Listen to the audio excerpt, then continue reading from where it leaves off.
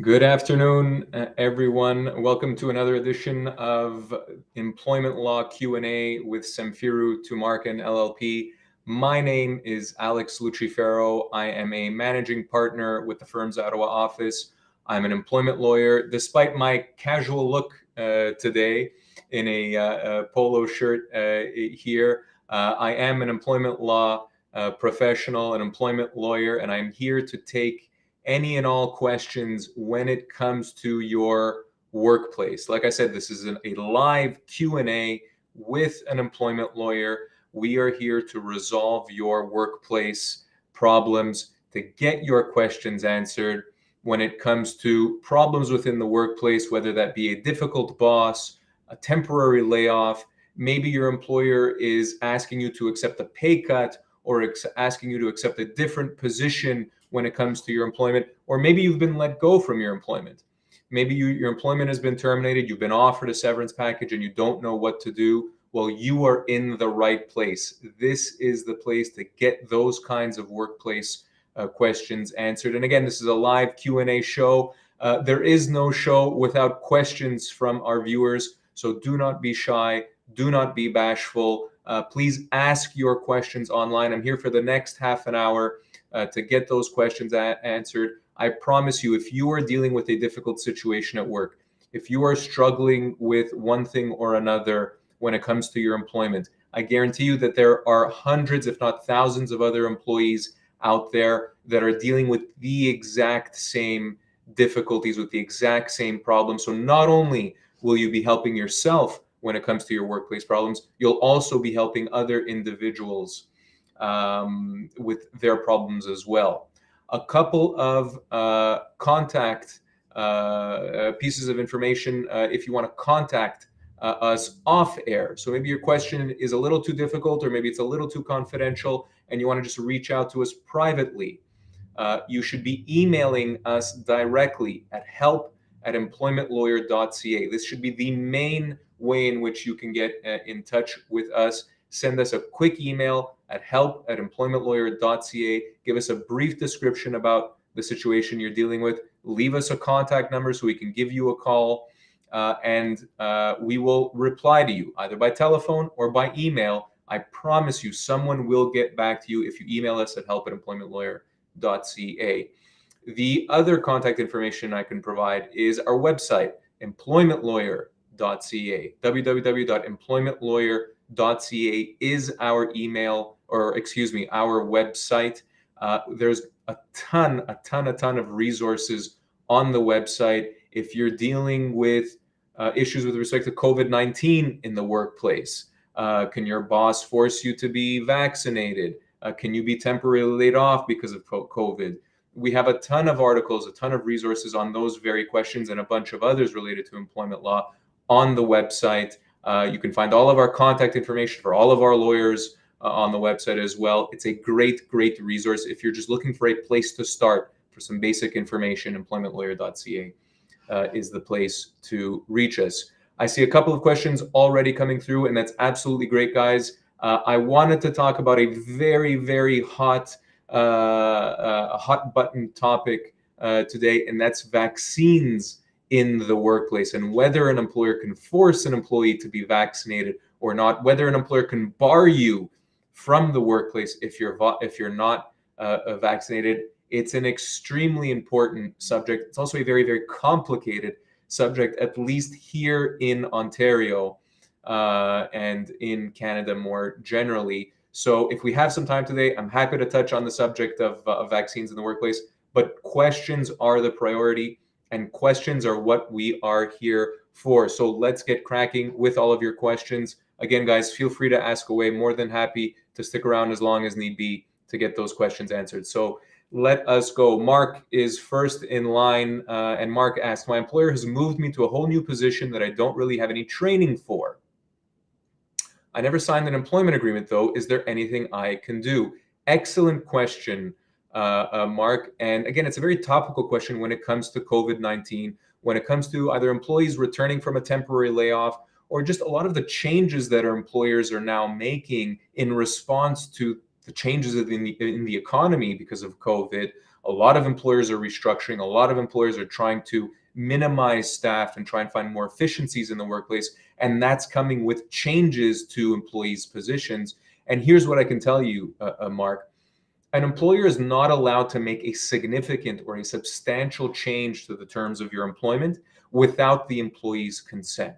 So if your employer is asking you to change position, and this new position that they're asking you to do is completely unrelated to what you were doing previously, it's not in your wheelhouse at all, you have no particular training or expertise in this area, and that's exactly what you say, well, then that is a significant change to the terms of your employment. And therefore, it's potentially what we call a constructive dismissal. A constructive dismissal is when an employer tries to force this kind of change on you, and it's basically a breach of contract. Meaning, if you'd like, Mark, if you choose to do this, you can actually say, no, employer, I'm not accepting this change. I'm treating this as a constructive dismissal. And either you keep me in my same position that I should have never left, or I'm out of here. Right, I'm considering my employment terminated, and I am owed severance as a result. So constructive dismissal basically is a way in which you can plead or argue breach of contract, in which case you would be owed severance as an employee.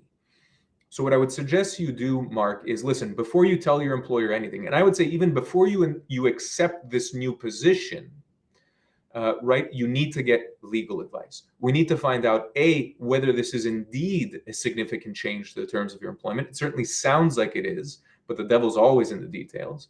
And B, what your best option is if that's the case. So do you want to try and force the company to keep you in your same position? Does it perhaps make sense at this point in time to negotiate a severance package? That might make more sense depending on your years of service, how old you are, etc. So the bottom line, Mark, is don't get legal advice 3 months from now when you've been doing this job for 3 months. You need to act now. You need to get legal advice immediately before you either accept or deny the change. Certainly don't quit your job. Certainly don't take any drastic steps without speaking to an employment lawyer first. You can contact us, Mark. You can send us a quick email with the summary of your situation, and we can set up a consultation with you, help@employmentlawyer.ca. I cannot stress that email address enough. I promise you, if you email us at that address, everyone, someone will get back to you. So do not be shy to contact us with your employment law situations. Hopefully that helps, Mark, points you in the right direction and gets you on your way to getting some legal advice, which you clearly need.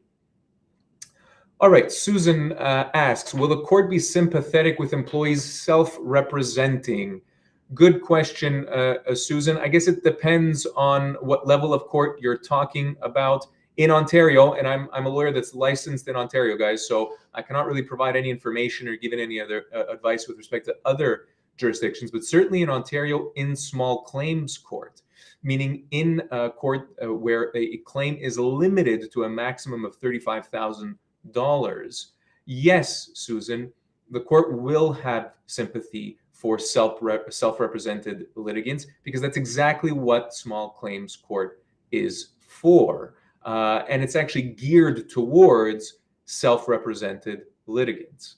You will also find some sympathy in, for example, in Ontario at least, the Human Rights Tribunal. Again, the Human Rights Tribunal is a court process that is geared towards self-represented litigants. And so in either one of those cases, yes, I think there will be a good amount of sympathy and a good amount of support for those individuals. Once you get into superior court cases or other more complex cases, I think it is effectively a requirement to have legal counsel.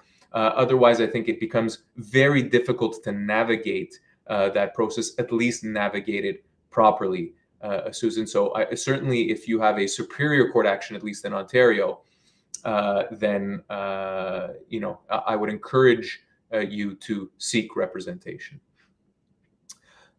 Christina asks, I have ADHD, so how do I address this with disability with employers without getting fired? Well, if this is a situation, Christina, where you are already employed with an employer and you are dealing with ADHD, which is is a disability, then your employer has to accommodate that disability. They cannot fire you just because you have ADHD. That is discrimination, effectively, on the basis of disability. It's a violation of the Human Rights Code here in Ontario, and it's massively problematic for an employer. They just shouldn't be doing it. It's completely illegal. So now, when it comes to these kinds of accommodations, Christina, it's important that you have your doctor's support when you are requesting them. So, for example, if we're talking about ADHD, and maybe, for example, you need more time to complete projects, or you need more, more leeway in managing certain tasks or taking certain actions, you should get a note from your doctor, Christina, asking for those accommodations.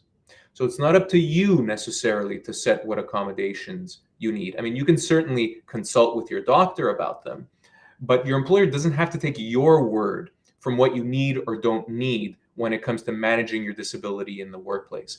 That advice, that accommodation has to come from your doctor. And so I would make an appointment with my doctor, and I would speak to him about what difficulties, what struggles you're having at work, and ask your doctor to create some sort of work plan whereby certain accommodations are required. Maybe you need a break every hour for a few minutes. Maybe, again, you need more time to complete tasks. It really could be anything within reason, of course, that you can ask your employer, and your employer does have to accommodate those kinds of requests.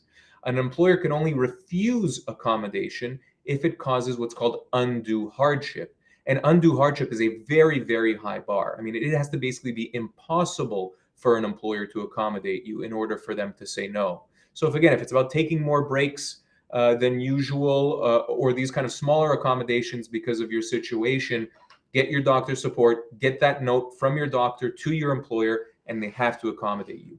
If, Christina, they give you a hard time, if your employer terminates you because of that request for accommodations, or if they tell you they can't accommodate, even though the accommodations are very, very straightforward and very simple, please do contact us. That can be a human rights violation. It can also be, as I was mentioning earlier, it could also be what's called a constructive dismissal, basically a breach of contract.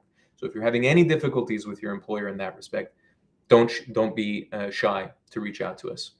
We're almost at the halfway point, guys, and I love the questions coming through. That's absolutely excellent. I'm going to keep them.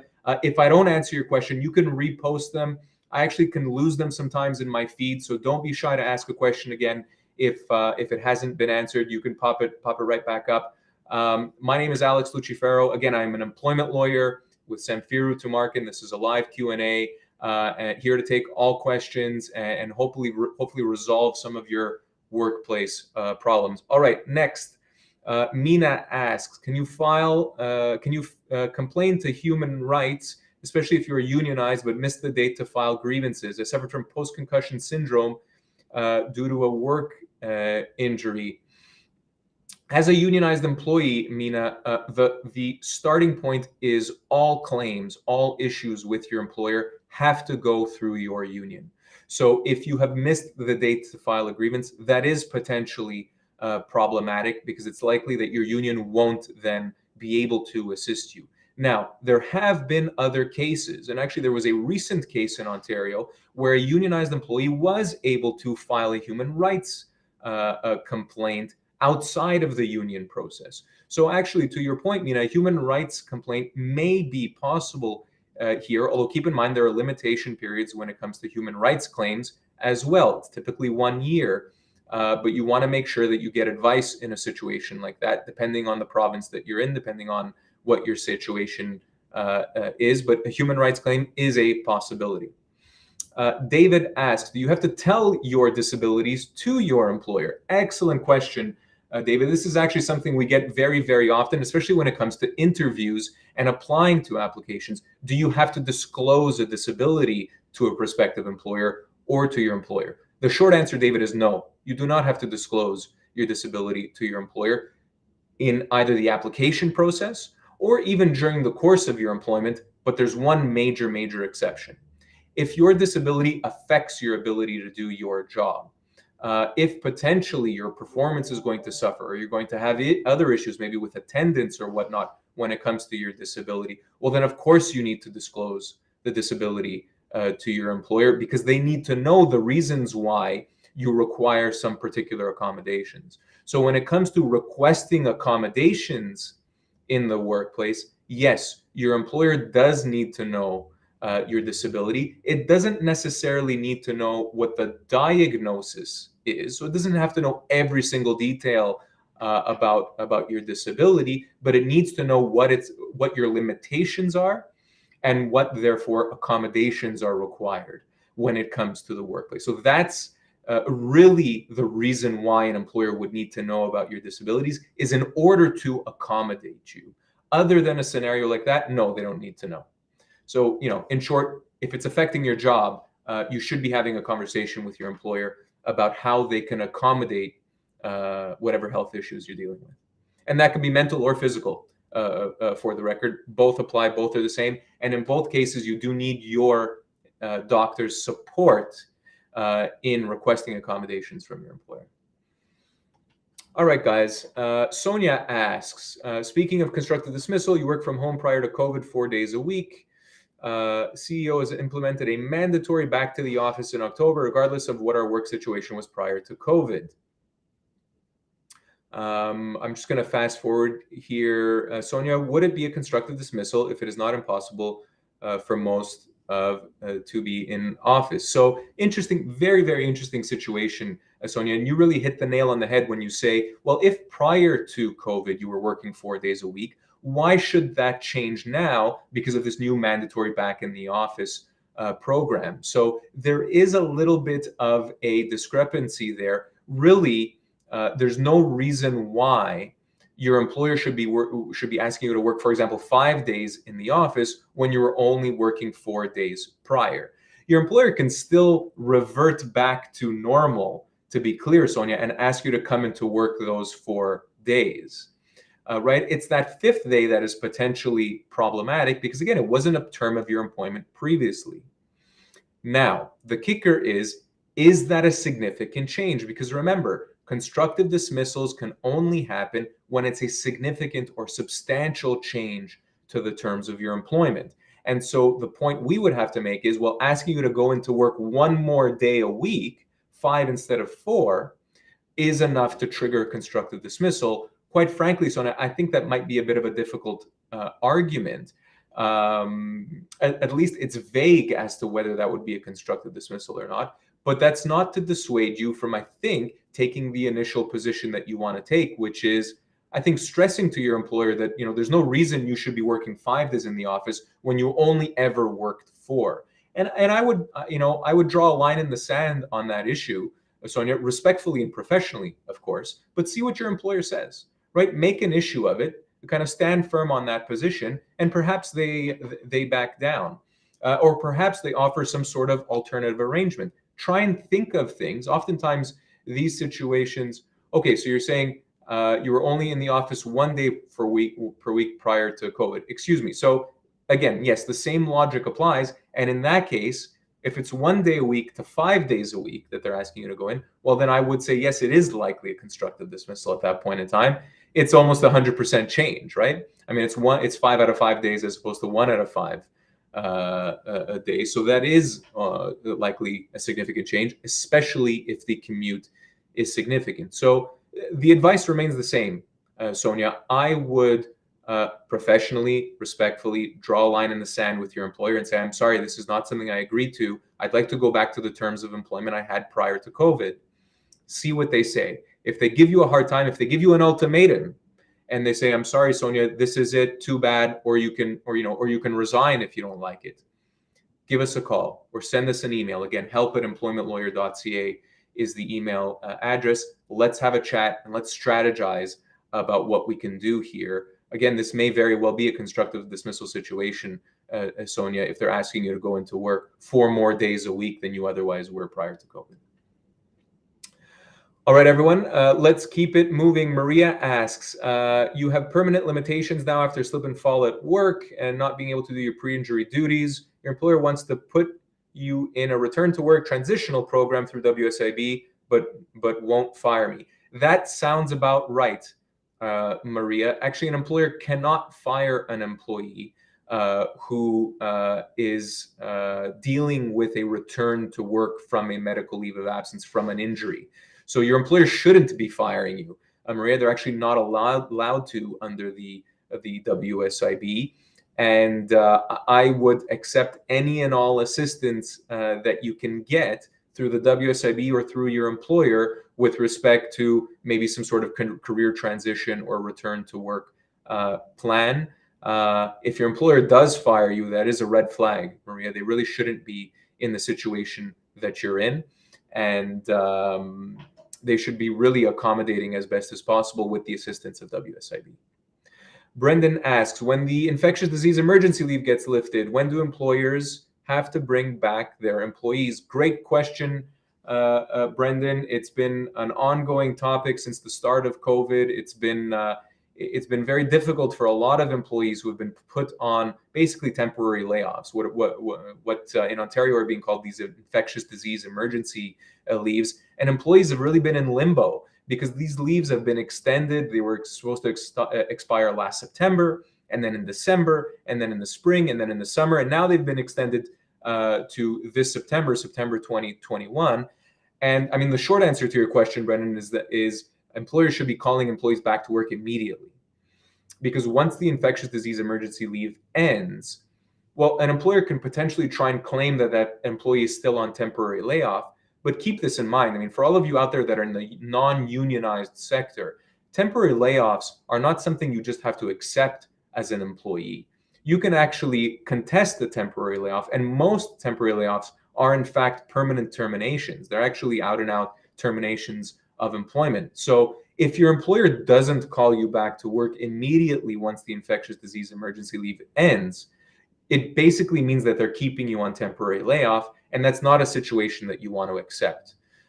So if they don't call you back, I would certainly be reaching out to them first, asking your employer what the status of your employment is. It's possible that they terminate your employment at that point in time and make you some sort of severance offer. But it's also possible they assume that you're still on just a regular temporary layoff. And again, that's a major problem. I wouldn't be accepting a situation like that. I would be my next call, if your employer is not calling you back to work, my next call would be to us or email to us so that we can review and discuss your matter. Don't accept a temporary layoff from your employer. Get advice. If your employer is temporarily laying you off, then you need legal advice because chances are they're not allowed to. All right, ladies and gentlemen, let's keep it moving. We've got about 7 minutes left. Let's answer as many questions as possible here. Raphael asks, I'm suffering from panic attacks, working overtime, eventually suffering a micro stroke. I'm sorry to hear that, Raphael. I received a very rude call from an underwriter from Canada Life who said anxiety or having a micro stroke prevents me from working and denied my claim. This sounds like a disability insurance issue, Raphael, and well, you're in luck. Our firm, and myself included, does practice disability insurance law as well. I hate to say it, I say it begrudgingly, insurance companies are in the business of denying lots and lots and lots of legitimate claims. And this is really a straightforward, simple situation, Raphael.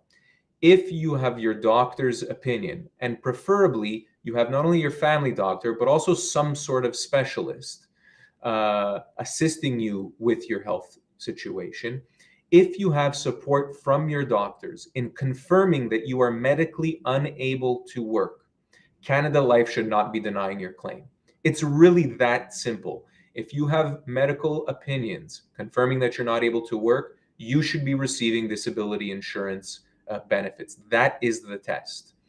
So if Canada Life has denied your claim because they think you can work, but your doctors are saying that you can't, you have a claim against the insurance company. You have a claim against Canada Life. We specialize in forcing these insurance companies to make sure they pay up, to make sure they pay the proper amount of benefits and make sure that your benefits coverage is approved. So I'd encourage you to, again, and I know it's a theme of the show, guys, but I mean, we do genuinely help individuals in exactly these kinds of situations. Raphael, if you're in Ontario, or Alberta, or British Columbia.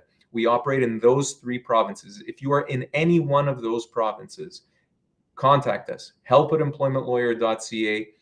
Attach a couple of the documents, attach the denial letter. It's completely confidential, completely privileged under lawyer-client privilege, and we will assist you. We will give you the advice that you need in order to either get your benefits approved or get some sort of resolution out of the situation. All right, guys. Maria's back. Can I still get severance from the company? Well, if you're still employed with the company, Maria, then no, you cannot get severance. Severance is only applicable for employees who are actually let go from their employment. So if their employment is terminated, or alternatively, in a constructive dismissal situation, you are also owed severance as an employee. Again, remembering that constructive dismissal is basically your employer breaching the terms of your employment. So if you're just on a gradual return back to work with the assistance of WSIB, Maria, no, that's not a termination. You're still technically employed with the company, even though maybe you're not actively working at the moment.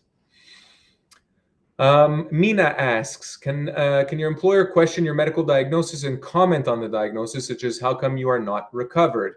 Well, the short answer is no, Mina. They can't comment on that. It's really inappropriate for an employer to do that. It's potentially discriminatory as well. Again, your employer doesn't even need to know what the diagnosis is when it comes to a medical leave of absence. They only get to know what the prognosis is, meaning if you're going to be off of work, how long you might be off for. That they have a right to know. And alternatively, they need to know what accommodations they need to provide. So if they're asking or commenting on your diagnosis, Mina, again, I would say that's completely inappropriate. And you can say, I'm sorry, I'm not having this conversation with you. And again, if it gets severe, if this kind of questioning about your diagnosis continues, you might want to think potentially about a human rights claim, because again, I think that's potentially discriminatory.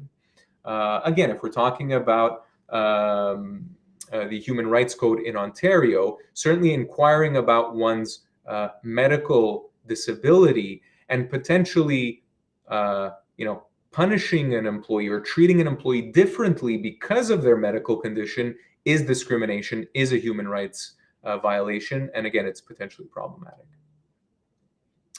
All right, a couple of questions here under the wire. Guys, now's your chance. If you haven't had your question answered, if I missed it by chance in the comments, forgive me, post it again and I'll try and answer it quickly. We've got a couple of minutes left here on this employment law live Q&A.